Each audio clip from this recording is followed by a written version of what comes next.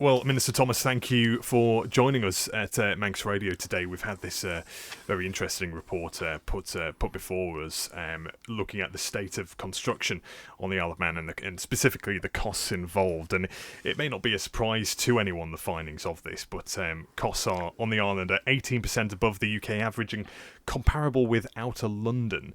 This review, Atkins Realis, looking at it, Minister, and in the key problems it's identified, is it a surprise? Did we need this review to tell us this? I think there'll be lots of people who've helped Atkins Realis come up with this conclusion who knew that, but this has given them a chance to explain it, because it's not only comparable to Outer London and 18% more than the UK national average, it's also a lot more than the UK national average than it was 10 years ago, because 10 years ago it was only 7% more than the national average. Yeah. So something's changed in those 10 years. Post-2020, am I right? It seems to be, and post-COVID, of course, seems to be a trigger point. Exactly. And so what does that mean? Well, it means that we've been on a journey with thinking about this in the Isle of Man. So again, 10 years ago, there were people who were passionate about something called the Community Infrastructure Levy, which is where developers could contribute to different types of infrastructure, educational, parks, it's called green infrastructure, around them, roads, grey infrastructure. But we moved on, and it emerged that in actual fact we needed to help developers, especially for brownfield sites, and that's what this quick, short report concludes. Essentially, it was that I announced it in the budget. It was commissioned, finished. We've now published an interim version of it with just the evidence. And after the election, we need to move on to how we're going to work using things like the Manx Development Corporation and the Island Infrastructure Scheme. And we'll move on to that shortly, and really the viability of brownfield sites and regeneration there. But if we just dive back into those key problems and the reliance on imported materials, a shortage of skilled construction workers, and delays in the planning process, they're all things that government surely should have had a grip on. What has happened over the past 5-10 years to allow it to get to this state? And each of them is different. So planning would be very much in the hands of government, because how we do planning is our decision, because we decide the planning law and we decide how much resources we apply. We've made changes, so pre-application advice, but what the report says is that people said, particularly from developers community, that it took a long time to get the attention of the planners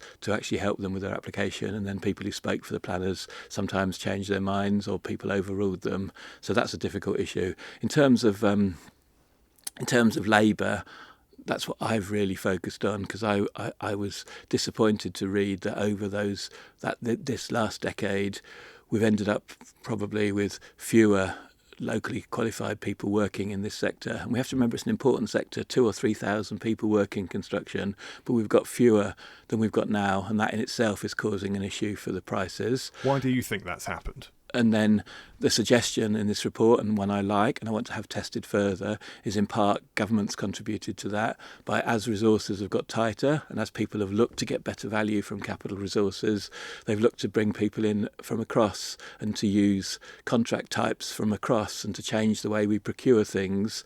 And essentially we've ended up doing ourselves down locally, and that's a pretty major conclusion that I've come to. And so therefore we need to make sure that we've got a pipeline for capital projects. We are remembering that it's helpful for the island to have those skilled jobs, all jobs in fact, inside the island, rather than bringing people across all of the time. They go hand in hand, though, shortly. A vibrant construction sector is more of an incentive to go into that kind of work in the first place. Exactly. So it's always an island problem, that economies of scale, and the more that we can do locally, the easier it is to be able to employ people and provide better value when people are building their own houses or we're having major projects to fill up brownfield sites. Yeah. So that's why I wanted this interim report published, because this should be a major talking point for candidates in the election. I know what my conclusions are likely to be after the election when we have the final report published, but one of them is that we've got to understand that we've made things worse for ourselves. The reliance on imported materials, we're on an island, there's no getting around that fact. What do you think we can actually do to bring down the cost there? So at first sight, you just say blame it all on the steam packet, but it seems like it's more complicated than that because Jersey and Guernsey have suffered the same problem. So to me, it's about thinking through how we do things, and then we work out how we get materials here, how we keep labour working here, how we keep the professionals around this process here. Yeah. So I think it all goes back to organising the capital programme. Ultimately, look, we're better off if we have a better schooling, an adequate schooling in Peel, in Castletown, in parts of Douglas at primary level.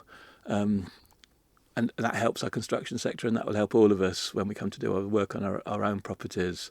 And so therefore we've got to think of this and revisit the way we go about organising construction, it seems. When we look at the projects that are underway at the moment, there are two big constructions down on Duke Street and around that area in Douglas. One, the Travelodge, which seems to be moving at a pace. Mm-hmm. The one behind it seems to have stalled. It's going very slowly over the past 5 years. You look down south to Castle Rushen. What does this report tell us about what we can expect from those developments? And is it much? Can we expect them to be moving at a pace, or...? Well, I've seen more than is published today because this is an interim report, and the final report will be presented to Tynwald before the end of the current calendar year, so by Christmas, I hope earlier. And essentially, two of those schemes, the first two you mentioned, are both part of the Island Infrastructure Scheme, and the consultants have helped us begin to evaluate the projects that have been supported or might be supported inside the Island Infrastructure Scheme. Castle Rushen High School is a separate project.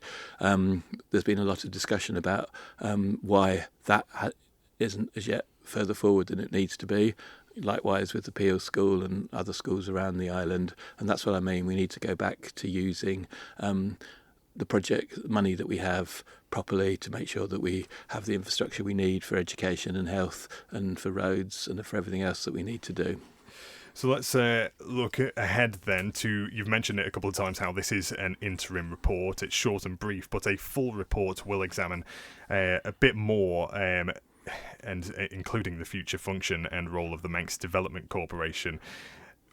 What does it mean for the Manx Development Corporation? Does it mean we're looking at it again and saying, actually, it wasn't a great idea to begin with? That could be one conclusion. I'm not preempting the conclusion we reach in October. There are all sorts of ways that development corporations can work. Just a week or so ago, attention was drawn, and I think Manx Radio even had a story about the development corporation, the mayoral development corporation just north of the ferry terminal in Liverpool. There are various models that have been used. Our development corporation has been developing things directly. It's also allowed to work with the private sector to develop things. There's all sorts of possibilities in between, lots of alternatives that are even sketched in the interim report about how it can carry out its work, and those are the things that the final report looks at. Right. We haven't preempted what we do next because government likes to come with actions to do next rather than just the analysis from consultants, and that's still work that's in train. Tell us who's going to decide the future of the Manx Development Corporation then. The shareholder is Treasury, so we'll be fundamentally involved. The Council of Ministers is the government of the Isle of Man, and Tynwald has made some important decisions about that. So it'll be those people, and obviously the House of Keys part of Tynwald is subject to a general election at the moment. So I do think how to deal with brownfield sites and how we've done with things like the Island Infrastructure Scheme as well will be general election issues. And what do you think the Manx Development Corporation itself will make of this interim report? Surely, since its inception, it's been shouting about these issues. Well, big shout out and thanks to the Manx Development Corporation and all the other people around the island, because they've worked with these consultants in workshops. There's appendices to this interim report which give the terms of reference of the consultants' work, and also the questions that they asked about construction cost inflation to the stakeholders like the Manx Development Corporation and the private sector. And so essentially the Manx Development Corporation has seen more than the interim report already. They've also seen drafts of the final report, as have several other people. So this is not going to be a surprise to them, and now we've got to make decisions in the light of the evidence that we see. In popular discourse, it's always been said that brownfield regeneration is better than greenfield regeneration. Yet, Atkins Realis says brownfield sites present additional complexity and uncertainty when compared to greenfield development opportunities and are often more financially sensitive. Is this report going to be used in the future as an excuse to ignore brownfield sites and move to greenfield? No, definitely not. We need to use the tools that are available to us that are laid out clearly in this final report and in other places to make sure that we don't allow our town centres to hollow out.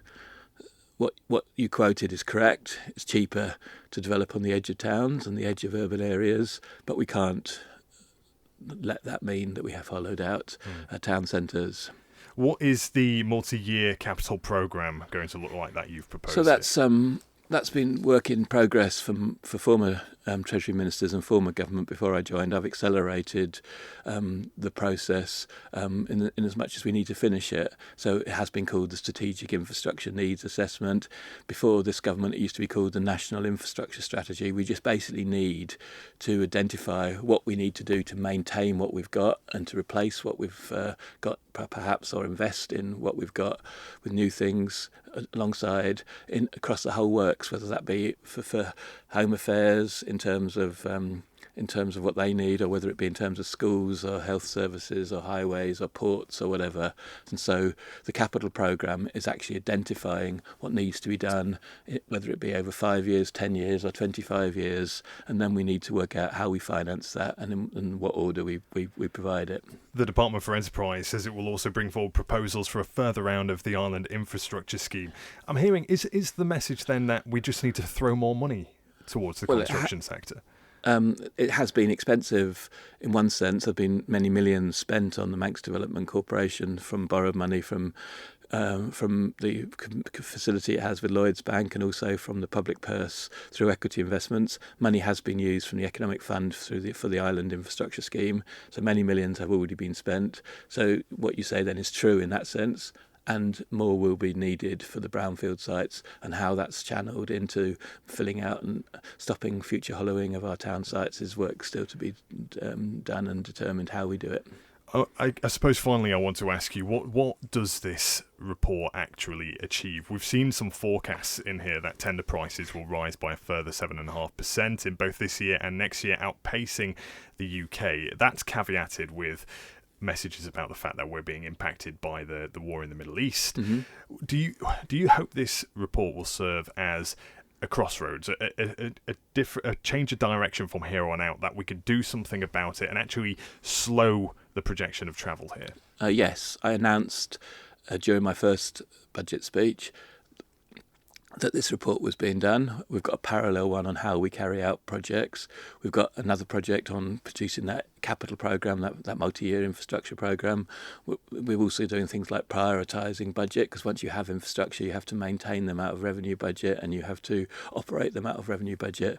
So I think this is a moment where, and it's always good, and it's good that this moment is at the same time as a general election, where we refocus government and the use of people's money, their own money, on the public services and the public infrastructure. It's a good moment to make a change, and I want to make the reason it's important that we publish this interim report now is because we've got an election on the 24th of September. So in a year's time, Minister, if you're still in the next administration, we can come to you and say what has been achieved, and you'll be able to tell us something, won't you? Yeah, and moreover than that, by Christmas, I would hope we'd have made announcements about infrastructure capital programme, about ways to approach Manx Development Corporation, the Island Infrastructure Scheme, how we manage projects, but most importantly, how we make sure that we have the right school provision, the right healthcare provision in terms of infrastructure to provide it.